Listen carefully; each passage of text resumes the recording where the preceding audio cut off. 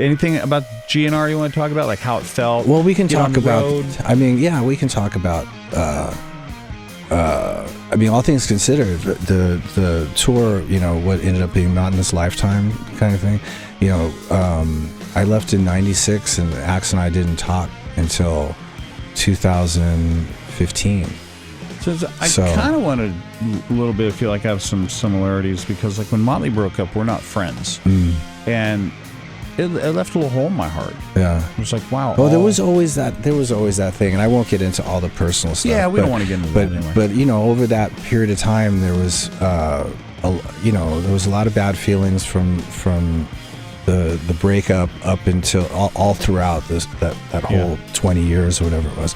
That crazy 20 years. But there's also a part of you that's like in a marriage where you love somebody, and you know, so there's always that feeling, but then there's all this negative stuff, and sure, and which, by the way, comes from a lot of other people. There was so much stuff perpetuated in the media, and it was just blown out of proportion. So when he and I talked for the first time, it was really, really cool. Was it in person? Yeah, it was. Well, no, first time we spoke, it was on the phone, and then we got together when I got back into town because I was on the road.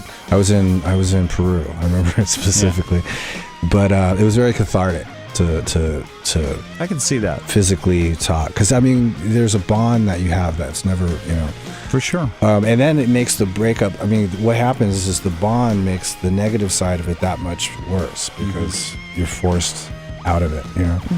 Anyway, so when we got together and played, it was Coachella.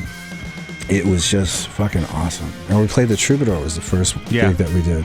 And so, and it just snowballed from there. So it was 18 months, and it's been, I mean, I would never, you know, if you had talked to me 20 months ago, I would have said, no fucking way, it's never going to happen. But it did, and it was fucking awesome. And it happened at the right time. You know, if there was the right time, people were ready. It's obviously you're seeing it in ticket sales and enthusiasm from fans in the different generations. Yeah, that's the cool thing about being gone. As long as the band was gone, the original band, is that people discover you, but never could ever see you. There was a lot of there's like this is our chance, and that's fantastic, and I'm sure it just made everything feel that much better. It must have been like kind of weird, like look over and there's like Duff and Axl, and you're like, I didn't think this would ever happen. Yeah, and many then you times, break into some riff. It was very surreal. I bet. You know, these moments on stage where you sort of take stock of where you are at the moment and go, wow, this is a trip. Yeah, look at this. Like, it's a sold-out stadium, and the funny there's thing my about guys that when we were kids. But there was something about this particular tour that didn't